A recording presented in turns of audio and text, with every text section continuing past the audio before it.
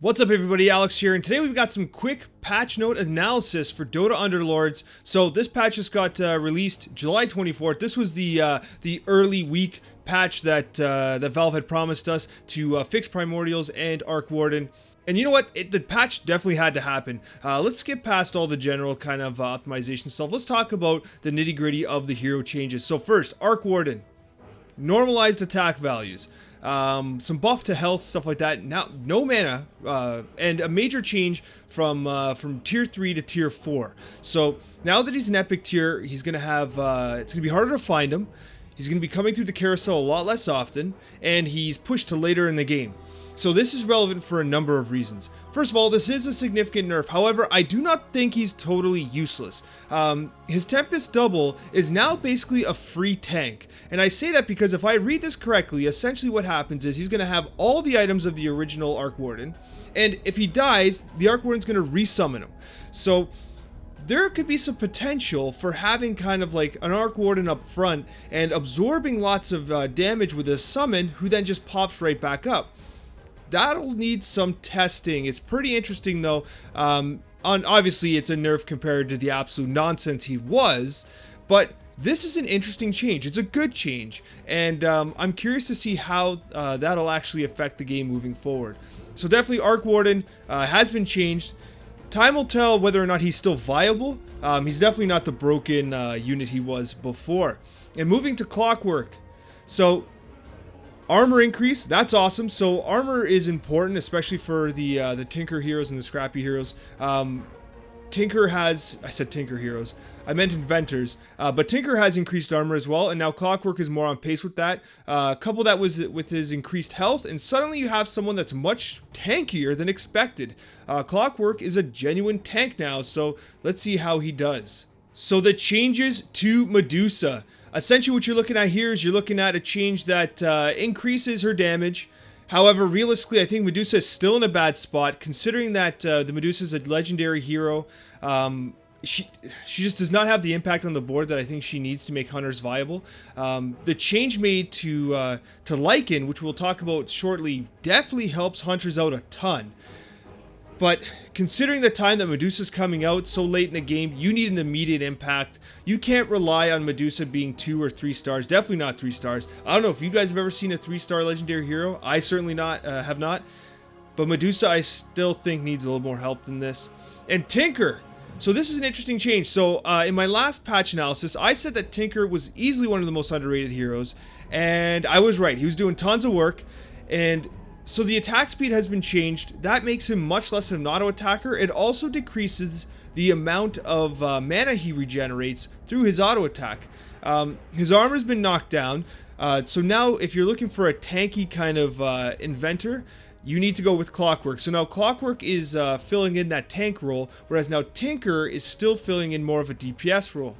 So what you have now is you've had some changes to his damage, but the real shining star of Tinker are his rockets. The change of attack speed does reduce the ability for him to regenerate his mana, but Tinker's still in a good spot. I still think he's totally viable, and if anything, the change to Clockwork makes Inventors perhaps even more viable than before.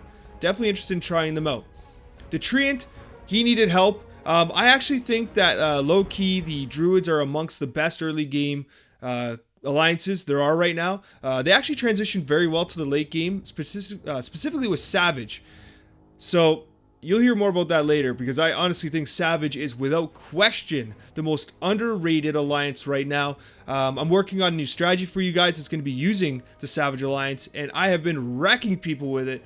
So some Druid synergy works well, because the Lone Druid and the Enchantress both carry the Savage alliance trait as well. So having someone early in the Treant that can help tank a little bit is definitely of a huge help.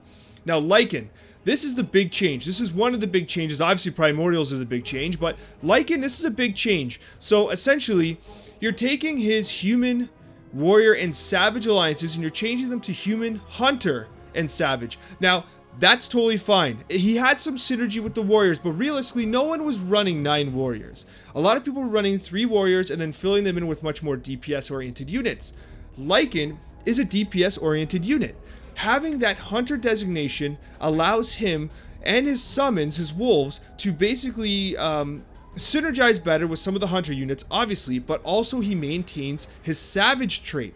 So now you can have his wolves doing double attacks as summons, potentially with Tooth and Claw applying stacks of bleeding damage. This is a huge buff. As I said, the Savage trait is totally underrated right now. You're going to see a strategy guide from me soon with the Savage trait being utilized. And this is a good change for Lycan. I absolutely love it. Juggernaut, this is just some minor movement. Basically a little bit of a patch increase, damage increase via a patch. But yeah, Juggernaut's in a good spot. A minor change here, but definitely a good one. A little more damage for him at the pace of slower attacks. It's going to reduce the mana regeneration of his Whirlwind ability, but overall, Juggernaut's in a good spot. Some minor changes. Fonts of Creation had to get nerfed. It was ridiculous. It was one of the major reasons why Primordials had to get kind of changed. So I'm glad to see that they made those changes. Now, here's the big thing right here.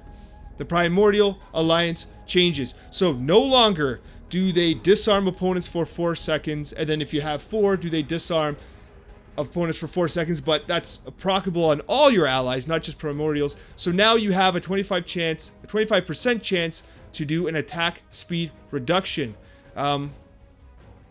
This is a nerf, obviously, a huge nerf. The disarm effect was literally crushing. It was crushing, and it had to be changed. So what I'm going to do is I'm actually going to cut to some footage here. You can see the Primordial trait absolutely just completely wrecking the opposition. Literally, you're seeing the opposition units just stand there over and over again as they get just beat on. It had to get changed. The Primordial Alliance was totally broken. This was a good change. They had to make it. And you couple that with the Arc Warden kind of just multiplying with Crystal Maiden. This was a change that had to be made. Now, it's a nerf. Is our Primordial still viable? The change in 50 attack speed, it's not bad. Because remember, as I've mentioned a couple times already, the change in attack speed also modifies the rate at which mana is regenerated. So testing will have to kind of be done to see how viable Primordials are now. I was literally just about to release a strategy guide. 2 of them, in fact. One about the Arc Warden build and another one just using Primordials in general.